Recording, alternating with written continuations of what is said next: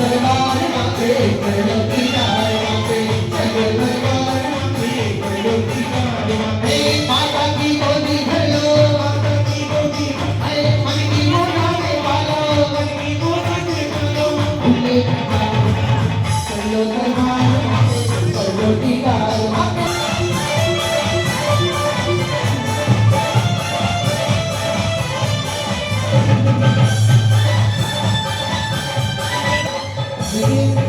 शिवपत ने जो गोदी भर लेते हैं वो शिवता से नीचे आ जाए। दरबार माते कर लो दीदार माते, चलो दरबार माते करो दीदार। माता की गोदी भर लो, माता की गोदी भर लो, मंदिर मुरादे पालो, भूले दरबार माते चलो दीदार माते, चलो दरबार माते करो दीदार, चलो दरबार माते करो दीदार माते, चलो दरबार माते करो दीदार।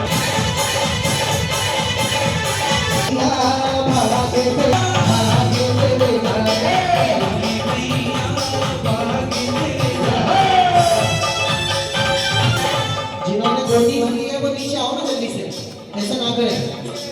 जिन्होंने गोदी भर ली है वो नीचे आ जाए।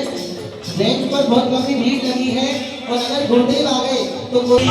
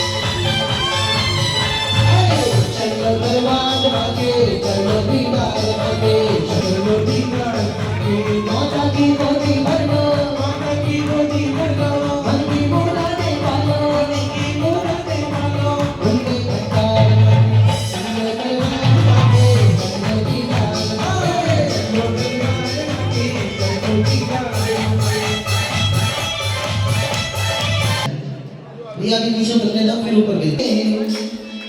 अरे मस्ती के रंगे मस्ताने हो गए, माता तेरे नाम के दीवाने हो गए, माता तेरे नाम के दीवाने हो गए। ओ मस्ती के रंगे मस्ताने हो गए, मस्ती के रंगे मस्ताने हो गए, अरे माता तेरे नाम के दीवाने हो गए, मस्ताने हो गए, दीवाने हो गए, मस्ताने हो गए, दीवाने हो गए, मस्ताने हो गए, दीवाने हो गए। तेरे नाम के दीवाने हो गए।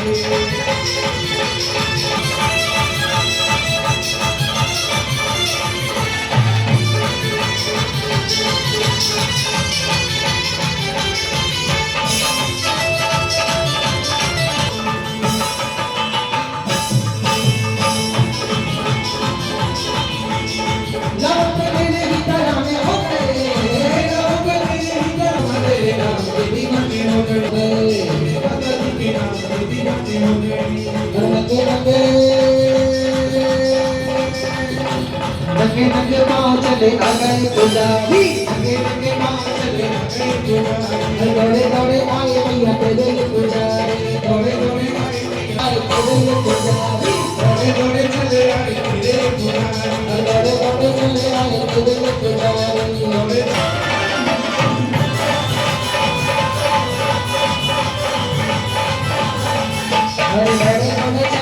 तेरे पुजारी, दौड़े दौड़े चले आए तेरे पुजारी, दौड़े दौड़े चले आए तेरे पुजारी, दौड़े दौड़े चले आए तेरे पुजारी। ओ हाथों में दौड़े दौड़े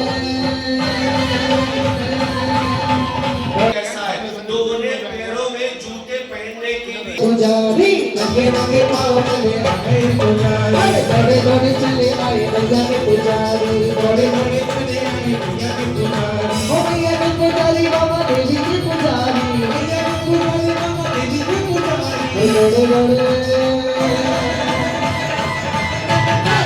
दौड़े चले आए मैया के पुजारी, दौड़े दौड़े चले आए मैया के पुजारी।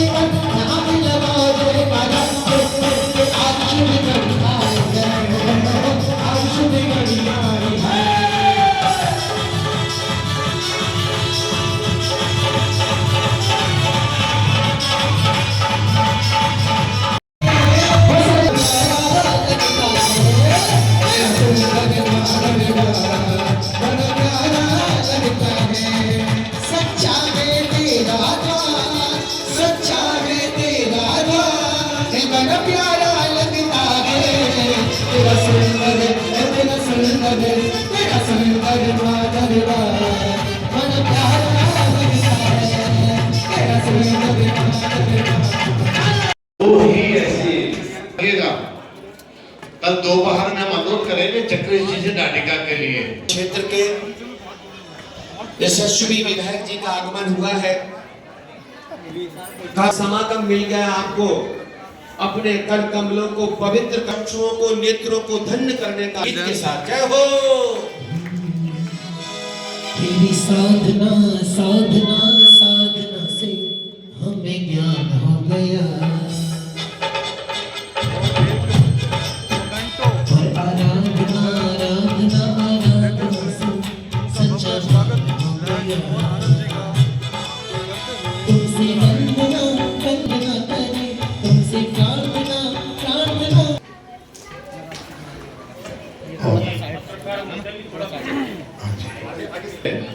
अपने हिसाब से गद्दे पर विराजमान जैन समाज के, या यूँ कहूँ कि जब संत होते हैं तो वो किसी समाज के साथ नहीं बनते, वो फिर सर्व समाज के हो जाते हैं। आदरणीय निश्चित सागर जी, उनके साथ सभी संत वृंदगण, बचपन से जब से हमने आयु संभाली है तब से देखते आ रहे हमारे पूर्वजों ने कि इस धरती से बहुत से संत वृंद निकले हैं जिन्होंने पूरे राष्ट्र को एक दशा और दिशा दिखाई है। आपके यहाँ पर चरण पड़े हैं, इस नगर का सेवक होने के नाते मैं आपका हार्दिक अभिनंदन स्वागत करता हूँ, और करनाल के समस्त हमारी मातृशक्ति यहाँ जैन समाज की बैठी हुई है, मेरे आदरणीय बुजुर्ग, मेरे हम उम्र साथी यहाँ बैठे हुए हैं, उनके साथ साथ ये हमारा सौभाग्य कि हमें आपके दर्शन करने का सौभाग्य प्राप्त हुआ। निरंतर जैन समाज को पिछले कई वर्षों से पुस्तकों के माध्यम से, उनके समागमों में जाने से समझ रहा हूँ, देख रहा हूँ, लेकिन ये इतिहास एक बहुत बड़ा इतिहास है जैन धर्म का। समाज को दशा दिखाने के लिए जैन संतों द्वारा की जाती है। मैं नहीं समझता कि पूरे विश्व में ऐसा कोई कठिन तपस्या है, चाहे शारीरिक रूप से हो, तन पर कपड़ा ना हो, भरी सर्दी में जब हम जमीन पर पांव रखने से डरते हैं, और ऐसे में निर्वस्त्र होकर के उस परमात्मा को पाने के लिए, क्योंकि जो आराधना है, जो शक्ति है, वो तपस्या करके ही पाई जाती है। कोई भी काम, चाहे आपका व्यापारिक काम हो, चाहे आपका राजनीतिक क्षेत्र हो, चाहे आपका धार्मिक क्षेत्र हो, जब तक आपको उस काम की लगन नहीं रहेगी, और जिसको लगन लगी उसी ने परमात्मा को पाया, उसी ने ही हमेशा तरक्की को पाया है। तो आज मेरा सौभाग्य है कि इस दानवी राजा कर्ण की धरती पर आपके चरण पड़े हैं, और जिस स्थान पर हम बैठे हैं ये भी लगभग 100 वर्ष पुराना स्थान रामलीला मंचन, और जिस मंच पर आपका आसन लगा है, इस मंच से हमारी तीसरी पीढ़ी रामलीला का एक चरित्रार्थ जो मंचन रामलीला के समय में होती आई वो देखती आई है। तो ये और सौभाग्य की बात है, मंच और पवित्र हो गया जब आप जैसे संतों का यहाँ पर चरण पड़े। मैं आपके ओर से आदरणीय मुख्यमंत्री जी श्री नायब सिंह सैनी जी की ओर से, करनाल के सांसद और वर्तमान में केंद्रीय मंत्री श्री मनोहर लाल जी की ओर से पुनः आपका स्वागत, अभिनंदन करता हूं, और आपसे हक से ये आशीर्वाद भी मांगता हूं कि सर्व समाज पर, हमारे करनाल पर, हमारे जिले पर, हमारे प्रदेश पर, हमारे राष्ट्र पर और हम पूरे विश्व में आपका आशीर्वाद, जब हम वसुधैव कुटुंब की बात करते हैं, सारा विश्व हमारा परिवार है, हमारे परिवारों में सुख शांति बनी रहे, हम अपने बड़ों की इज्जत निरंतर करते रहे, घर पे माता पिता उनको भगवान रूप में मानते रहे, और आपकी शिक्षा दीक्षा हमारे को उस प्रगाढ़ रूप में अमल करने में एक सहायक सिद्ध हो। इन्हीं शब्दों के साथ उन्हें आपके चरणों में बहुत बहुत वंदन प्रणाम। सबके बीच में सामने आएगा जो उन्होंने एक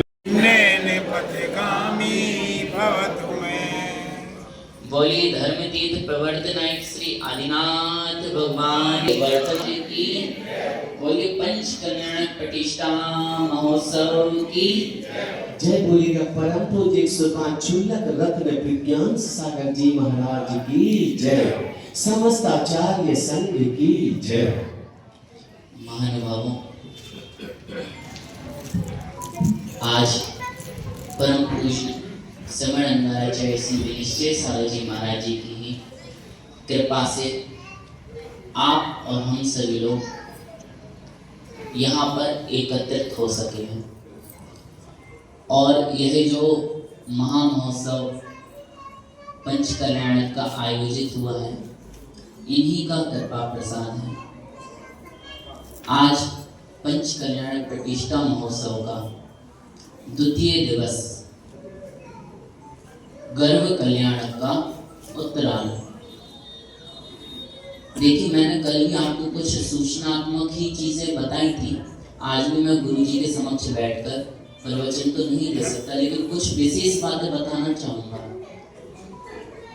आप लोग पंच कल्याण तो काफी देख रखे हो, और बहुत से लोग यहाँ पे ऐसे भी उपस्थित हैं जिन्होंने कई बार पंच कल्याणों में भाग भी लिया है, लेकिन बहुत सी ऐसी चीजें जो शास्त्रीय होने के बाद भी हम लोगों को ज्ञात ही नहीं हो पाती, क्योंकि समय का अभाव होता है।